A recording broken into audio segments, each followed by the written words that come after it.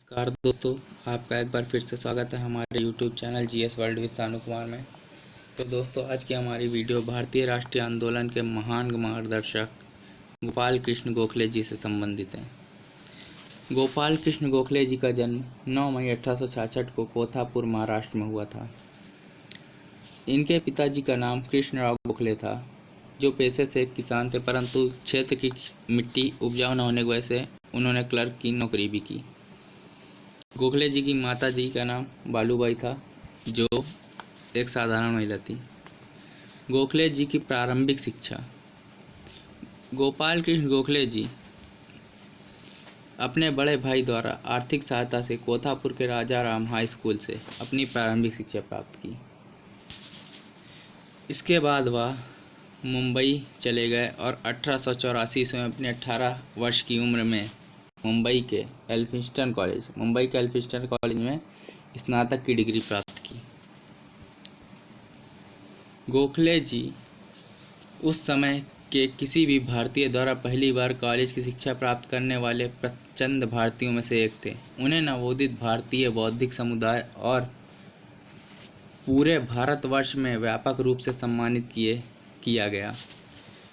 गोखले जी को अंग्रेजी भाषा का अत्यधिक ज्ञान था।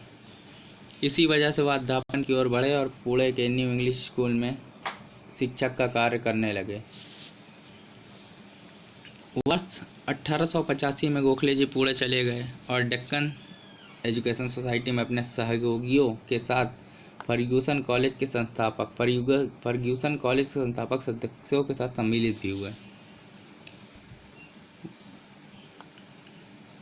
फर्ग्यूसन कॉलेज के संस्थापक सदस्यों में सम्मिलित होने के बाद गोखले जी फर्ग्यूसन कॉलेज के अपने जीवन के 2 दशक दिए और फर्ग्यूसन कॉलेज के प्रधानाचार्य भी बने। राजनीतिक जीवन का प्रारंभ। इसके बाद गोखले जी ने रानाडे जी के संपर्क में आए। रानाडे जी एक न्यायाधीश, विद्वान और समाज सुधारक भी थे। आपको बता दें, गोखले जी ने रानाडे जी को अपना गुरु भी बना लिया।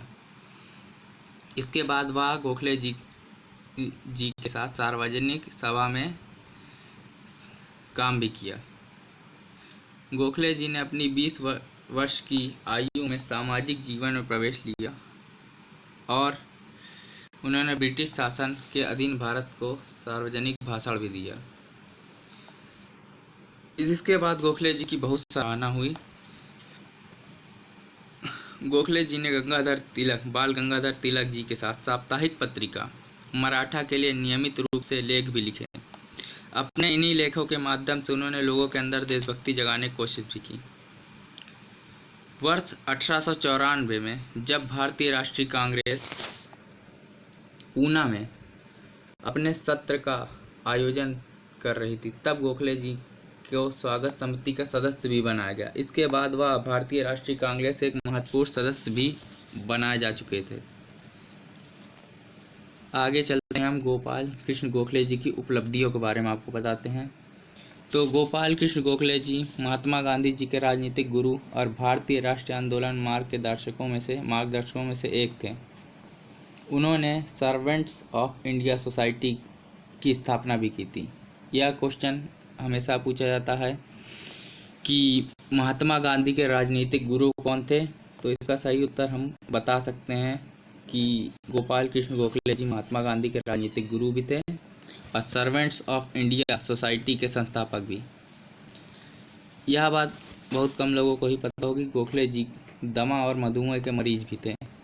इसी कारण अत्यधिक बोलने से गोखले जी के स्वास्थ्य पर इसका प्रतिकूल प्रभाव पड़ता था और अंत में 19 फरवरी 1915 को उनकी मृत्यु हो गई। तो दोस्तों, आज की हमारी वीडियो गोखले